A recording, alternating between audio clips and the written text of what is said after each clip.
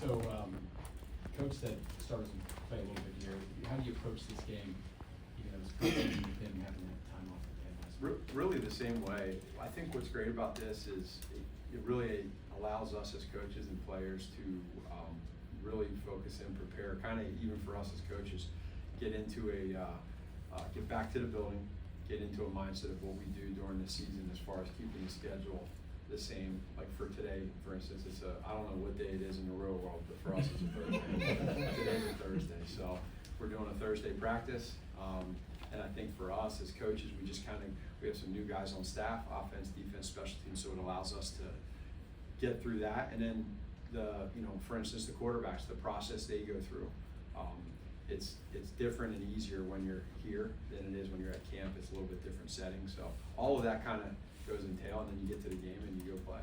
You had 2 games with the loose side of the left offensive line. Do you feel like you've seen enough to have confidence in the protection going into the regular season? I feel really good right now where it's at, and I think that's a credit to Coach Heck and Coach Matei, and then obviously the players there on that left side. They've done a great job.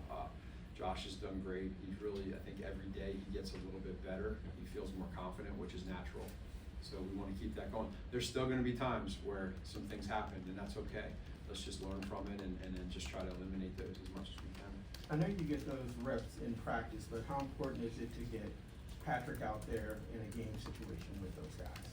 It's vital. You want to be able to have that so that these guys, again, even for Patrick, like as he gets into the mode of getting ready to play the regular season, understanding, for instance, the offensive line, the sets that they have, where they're at, the cadence for those offensive linemen listening to Pat, that's important. Then those guys on, for instance, the young guys on the left side of the line, communicating and hearing the calls that we have. So all of it is really a great test run and a great environment to be able to help them for week 1. Matt, when you get to this point, how much are you trying to explain to Rashard Smith that, like, hey, I know it's a lot, but like trust us on like how long this process is to get him ready for like the regular season?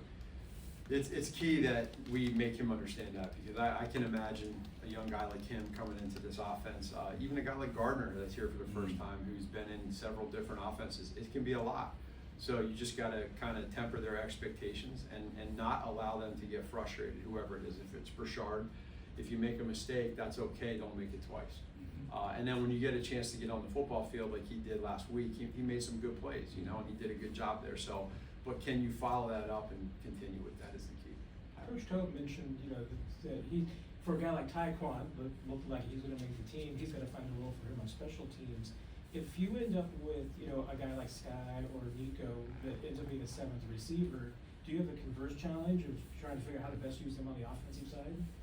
Yeah, I think it's a really good situation for us when you have that. One of the things that Coach Reed, Brett Veach, Tobe on special teams, they do a great job of trying to figure out, okay, if this guy is on the roster, how can we maximize what he does best? And then vice versa, if there's a guy that's a special teams guy and we need him in a certain role, like how do we get him in the offense and use him? Because you want to maximize those guys that are up for game day, and you want to try to stay away from having a guy that's playing 4 or 5, 6 plays a game. You'd like to use those guys as much as possible, but the coaches do a good job with that.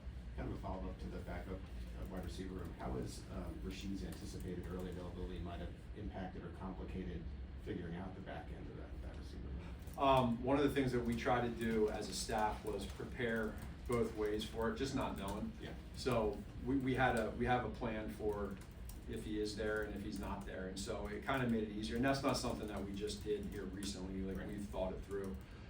And there is a little bit of juggling in training camp, not only just with that, but also his health, making sure that you balance both of those together. So Coach Embry's done a great job of doing that, and I think we have a solid plan in place. Last couple. I wanted to ask you about the touchdown to Robert Tonyan there with the Mitchell. Yeah. Is he finding his own space there? Is that his route to stop on that play? Or is that something that he spots in the coverage? No, he did some scrambling on that, and we told him after the play on the sideline, it's a great job listening to Coach Connor in training camp on the scramble rolls. He was supposed to run he had a corner route, which is pretty obvious on that play, and then he just kind of saw what was happening, slipped back inside, and then Gardner made a heck of a throw, being able to see that throw across his body. That's one of those ones as a quarterback coach, you're like, no, yes, that was great.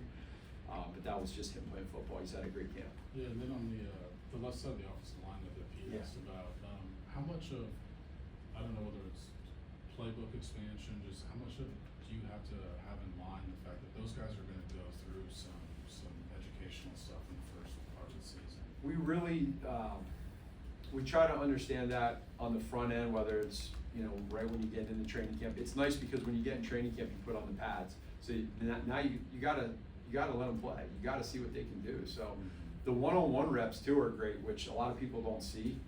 But when they're getting these one-on-one reps during our 7-on-7 periods, that's valuable time. So we put all that together, and then now they get these preseason games, and so now that's all very real for them for timing. And now it's our job as coaches to make sure that we coach them the right way to help them develop. Last one, Nate.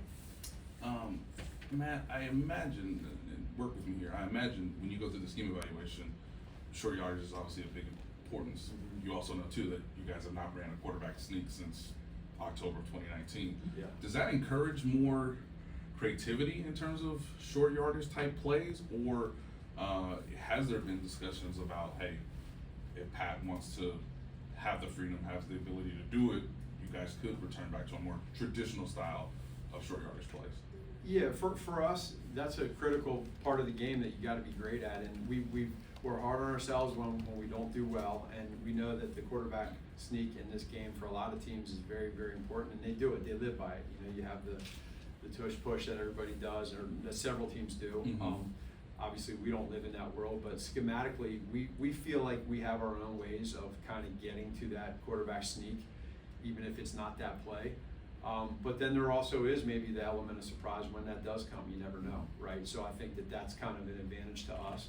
But it is for us to also know, hey, there are different ways to be successful, whether it's running the football, throwing it, and that's where I think that, a lot of credit to Coach Reed and Coach Heck in the run game with that part of it. Yeah, you say you're not in the tush push world. Mm-hmm.